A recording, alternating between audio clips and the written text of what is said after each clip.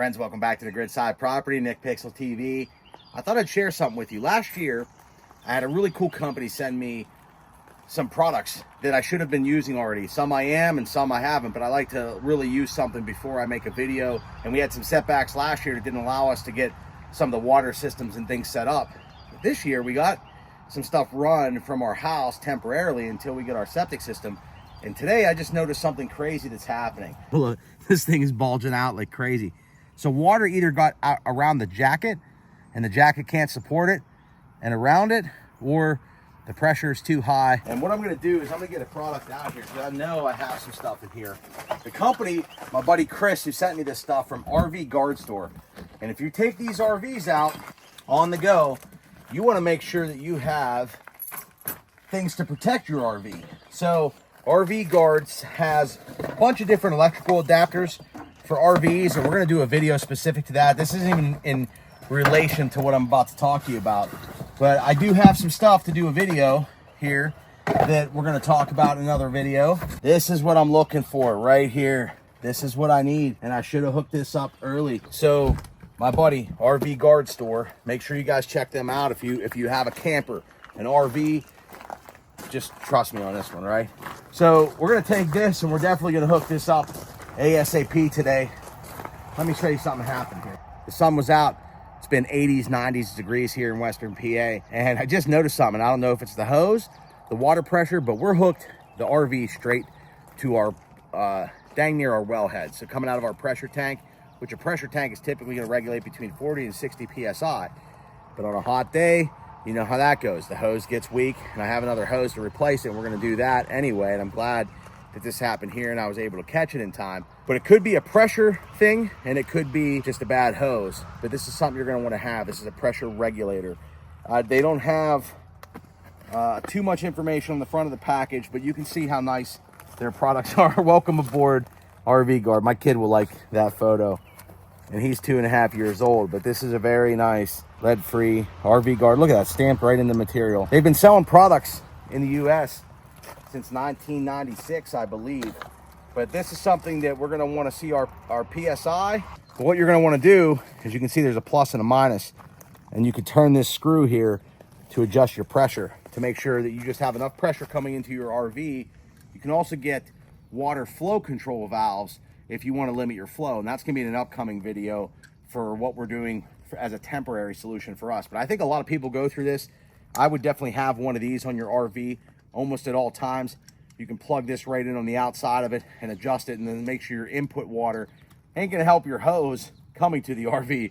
But unless, you know what I'm saying, unless you're going right to like a solid pipe. But this is something that'll keep your RV pipes from exploding. I have all PEX in mine since mine's a newer RV, but older RVs, they have old CPVC pipes, things like that.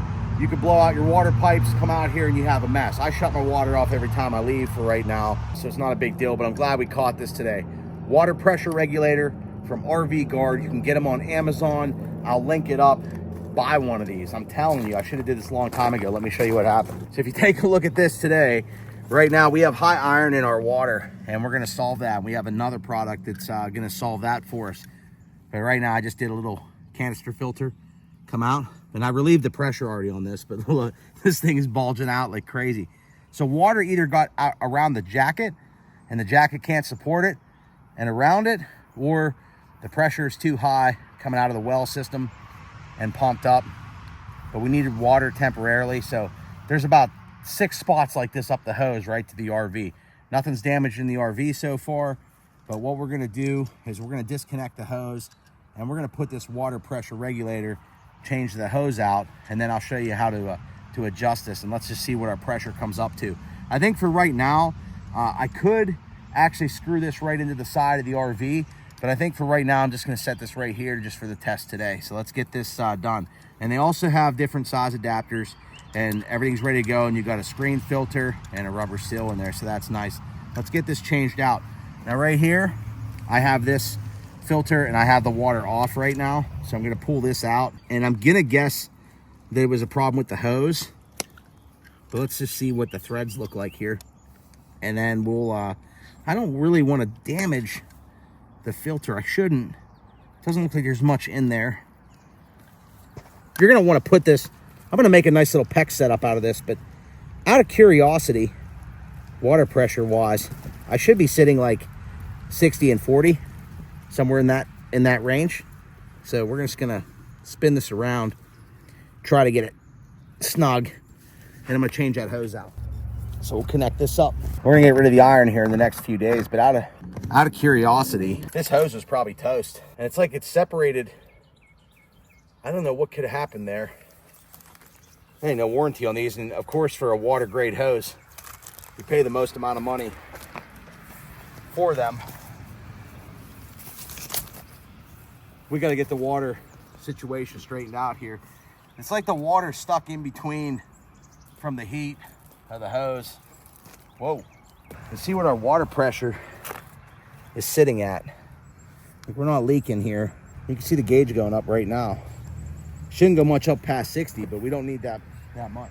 What might have happened is with having both of these hoses on, maybe there was some water hammer effect bouncing back. Now the bladder tank should have handled that, but bouncing back from turning this water on and off. But right now you can see we're sitting at about 20 some PSI, and that's full tilt. Now this could be limiting it already, but we could actually take this screw, and if we turn it up, it's going to allow that pressure to climb, and I can actually hear it in the hose. So most RVs, really, I'd say anywhere from like 35, 40, 50 PSI. I'm not going to go much above 40 for right now. You could back that off, run it inside, take the pressure off, make sure you're stable. But I'm going to go up to like 40 for right now versus 60. Now, PEX pipe's going to handle a lot more pressure than that. But this is a really nice unit here. We're going to move this and put it somewhere safe. We take this camping. We'll take this camping with us. But this is nice to be able to adjust it. Make sure you're not getting any more pressure into your RV than you have to. If there shouldn't be a water hammer effect there with a flexible hose. That's what I didn't think we would have an issue. So you can see the pressure dropped on this side. Let's see what's cracking here. I'm not open the whole way. There we go. So, boom. Yeah, there's a little bit there. Bladder tank, that's gonna take that up to 60. I mean, we have high water pressure here. So that's a very cool tool. An RV Guard doesn't just do the water, they do electrical system stuff. We're going to talk about it in another video, but hey, quick video today on that product, which is cool. I like companies that stand behind their stuff. Chris over there is really willing to work with you and help you out. And he'll give you advice on what we recommend. Here's what we recommend for your situation. And he told me that initially, he's like, you're going to need one of these anytime. And I knew that from camping all my life, but I always thought like, hey, campgrounds, if everybody else plug into it, they regulate it. I got PEX pipe. I ain't worried about it, but it's not worth the risk blowing out stuff in your RV, because when you have a sealed undercarriage and everything else, running pipes is a pain. Other than that, that's the quick video. More water stuff on the way.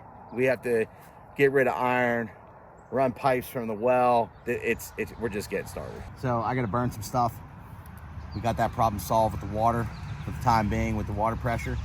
If you're thinking about a camping axe, a beautiful camping axe with a palm swell, 2.5 pound, really thick leather sheath that comes with it.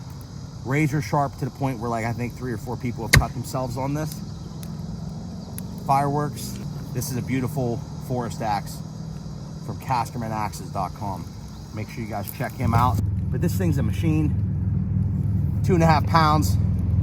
Got that flat, nice weight to it. It's gonna feel good. It's gonna split firewood. CastermanAxes.com. This thing is a bad axe. Just beautiful around the campfire.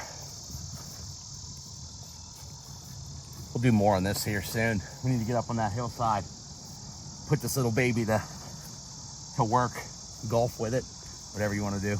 I thank you all for watching. I hope you have a great day. Stay safe, stay healthy. We'll see you in the next Pixel.